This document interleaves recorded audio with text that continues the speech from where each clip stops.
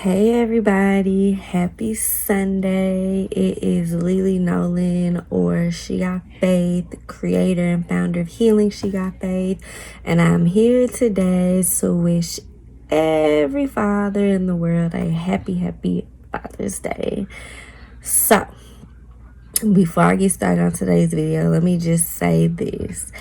Today's video is actually supposed to be an interview for Grief Beyond Death, but along with all the craziness happening in the world, my laptop broke.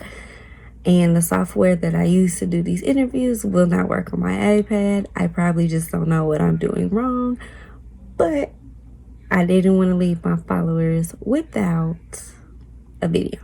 So here we are. I have to update the website on scheduling. Like, if you go to the website and you look at the calendar, there's usually like telling you what blogs and stuff. So I am reconstructing all of that right now. So that should be updated pretty soon. And hopefully I'll be back in business with a new laptop pretty soon. So we will continue the Grief Beyond Death segment and we'll get those interviews back. But today I didn't want to leave my followers empty-handed, so I will be doing a personal video today instead of the interview, which is okay. I think it's okay. I am here today just to talk about grieving on Father's Day. For Mother's Day, we had a long conversation about grieving on days like that. So with that being said, I am just here today. I don't want to take up too much of your time. And I always say that, and we end up having like 20-30 minute videos. So first of all, I just want all of us to just take a minute and just breathe. So let's just do that. We don't do enough of that. We don't do enough of breathing. And when you breathe, I want you to like feel it. Like, think of a body part and just feel it. Like, a lot of times I just think of my knees and just be like, I'm finna breathe from my knees. And we just need to just take a break and just literally just breathe. It is way too much happening in the world. And I know a lot of us are super busy. We just need to be able to take that moment and just breathe and really focus on where we're at. So that is my encouragement to you today. Just breathe. Also too, I wanted to say Healing She Got Faith and Best at Your Service and Mo Green Sky has partnered up, and so far we have 2 winners for our scholarship. We'll be picking a 3rd winner this week. If you guys are interested and want to apply, shoot me an email and we will definitely get you the information. So let's talk about grieving on Father's Day, right? Some of these days are cute. They're made out to be cute. They're made out to be amazing. But some of us really struggle on these days. Some of us cry. Some of us have a very difficult time during these holidays. And so one of the things that I just kind of come and just kind of encourage people is just to embrace those feelings. My father died when I was 15 and I never dealt with it. I never dealt with the grief. I never dealt with the pain. I was angry for a long time, and anger, which I had to learn as I got older, was an okay feeling. Yeah, so almost 15 years later, realizing I never dealt with it. And I honestly didn't realize I didn't deal with it until my mom passed away in 2018. So what do you do with that? What is there to do? What can you do? Some of the things that I've kind of just been doing is trying to remember what I can about my parents, especially my dad. I don't have a lot of pictures of him. When I ask family, nobody really has a lot of pictures. I mean, they have some, but it's really not a lot. I try to remember some of the memories that we've had. I make shirts like this. Well, I don't make them, but I order shirts like this. Kind of tell people my idea and they make them. And then I do a lot of stuff in my parents' memory. So that is a couple things that I do. I kind of just want to just talk about like grief in general, because I think a lot of times grief is so hard to talk about that we don't really even know like how to specifically talk about it, which, you know, I think I don't think we're taught that.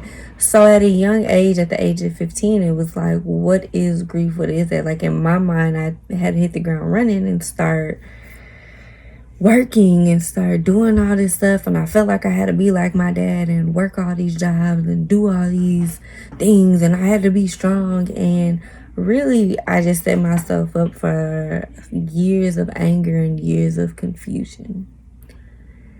And as I grew older, I realized there were unaddressed issues within myself, which I had to journal about. I've been to therapy. I'm currently in therapy, and just talking about it, like I've been screaming out for help for years, and now I'm finally getting to the point of this is what I need. I need to be able to talk about this stuff. I need to be able to let it out so I can move forward and move on and kind of figure some things out. So some of the things that I've learned to do during this process is just showing love to the people who are here, embracing the people. I know for me, one of the things I lacked was not appreciating the people that I do have, and not appreciating the people that are here, and not appreciating the people who do love me and who do embrace me. For a long time, I could be very, very, very evil. I was very like self-centered and very like, I know everything, don't tell me, don't do none of that. And so I put a bridge between a lot of people and myself, and I think like some people that's just her. But now that I'm older, that's people are like, Lisa gonna be Lisa.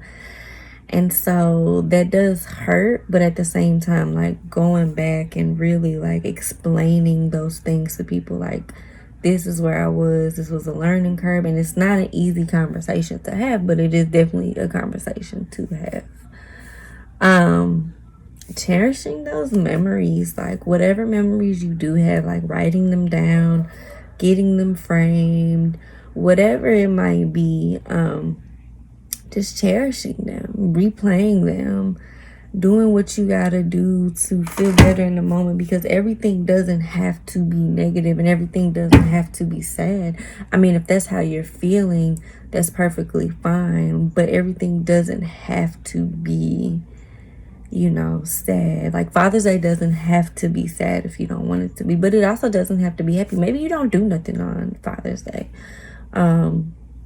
but maybe you do. Maybe you go and make shirts. Maybe you do a balloon release. Maybe you read a poem. Maybe you go out on a date and you cheers. I did that for my mom before everything closed in November. When I went to Paris, I was in Paris on my mom's birthday, and I got a mimosa in her name, and I went and got some coconut flavored ice cream. And before, I did used to buy cakes on my father's birthday, and I used to drink coffee on his death anniversary, which would have been April 12th. I had a plan to go to his favorite coffee shop. His favorite coffee shop, there's only one left, and it's not too far from where I live at. And I was gonna go and spend the morning there, have some coffee, enjoy it, and kind of just write to my father. But then Corona hit, so I couldn't do that. But instead, that morning, I drank coffee here. And what I realized is my father gave me a love for coffee, and every morning I drink coffee. And I learned that from Daddy. And I, you know, and I have to appreciate those moments. I love coffee. I'm a coffee drinker. Listen, I need my own line of coffee. Like, that's how much I love it. But I learned that from Daddy. Daddy was the one who really, really helped me with that.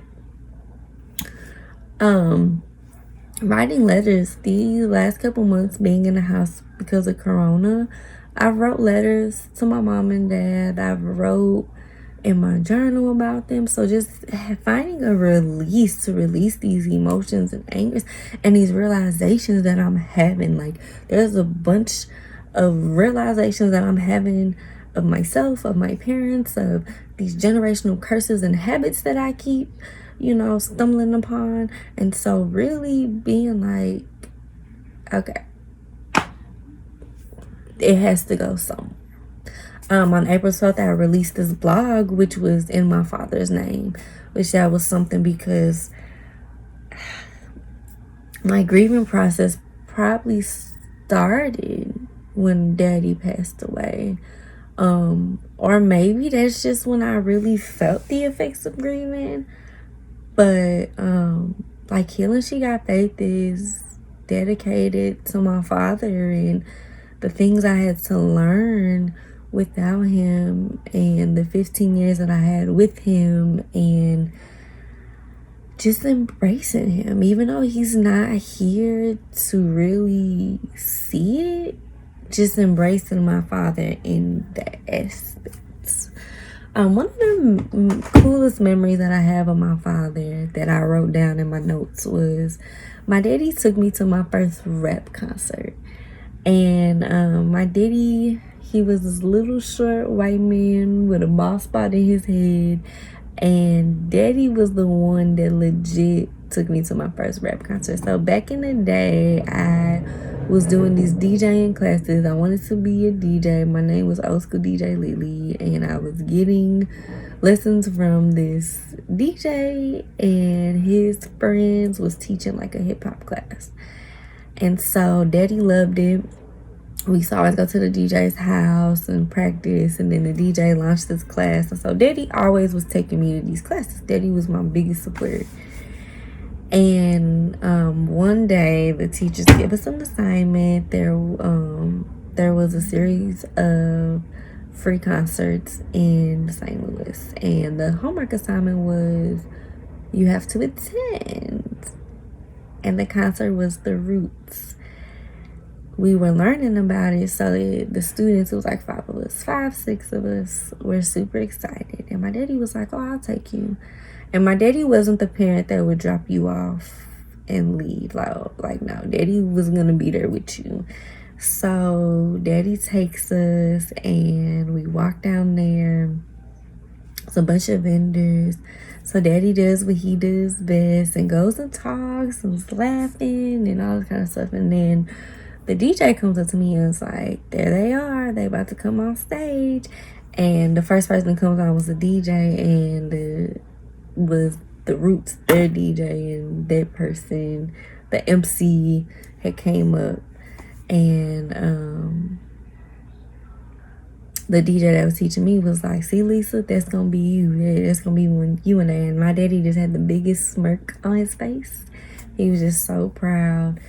And he enjoyed the concert with me. So we sat there and we ended up like really just enjoying it and appreciating it. My father had always had a love for music, and I definitely think I caught on to that. So he definitely shared some stuff with me.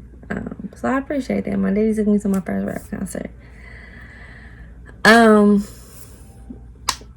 I think a lot of it is just realizing how you feel and realizing what you can celebrate now. Father's Day is not easy. Father's Day is not hard. It really just depends on the stage and grief that you're in.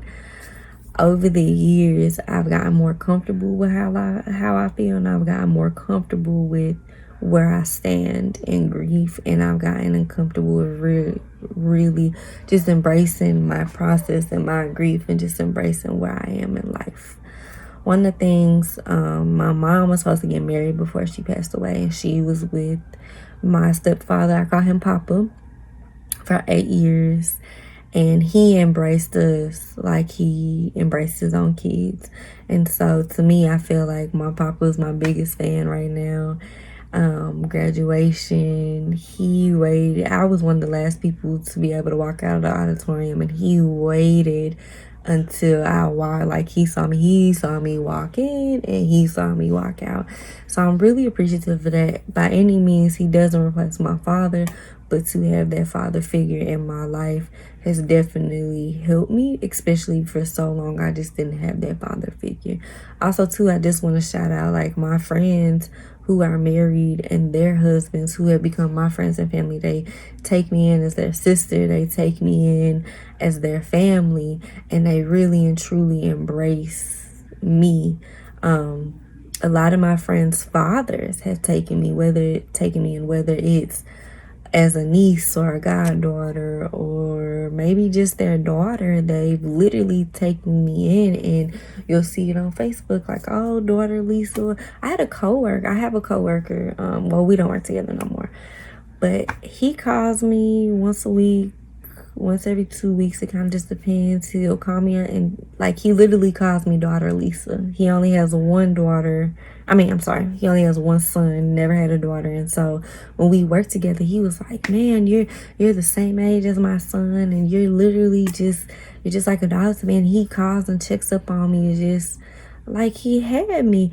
And so even though I didn't have my blood father with me after the age of 15, I really feel like I was fortunate to have a group of men who embraced me. And that was something that I didn't appreciate for a very, very long time. I did not realize that even though I was missing the main man in my life, God, I would say, put these other men in my life to show me what love is, to show me that a man can care for you, to show me what a real man looks like. And these men have my back, and these men love me and honor me, and they truly just respect who I am. So, maybe that's one of the things, like, and maybe you don't have a group of men, but maybe you have friends, just maybe tomorrow or today you just sit, taking a breath, and just really just honor what you do have, and honor your feelings and emotions, and honor what you can. It's hard, and I know it, and I know it's easier just to act like it doesn't matter because people die, but we get hurt. And so on this Father's Day, I just really, really, really just want to encourage you to honor what you feel, and I just really want to encourage you to embrace what you do have. Happy Father's Day to every father out there. Happy Father's Day to my papa, to my daddy, to my godfather, to all my brother-in-laws, to every man that has a baby. Happy Father's Day. To all the expectant fathers, happy Father's Day. Like, on behalf of Healing She Got Faith, from me personally, I just really want to wish you a happy Father's Day. I thank you guys. Remember to love you the way you love the world, and I will see you next week. Love you guys.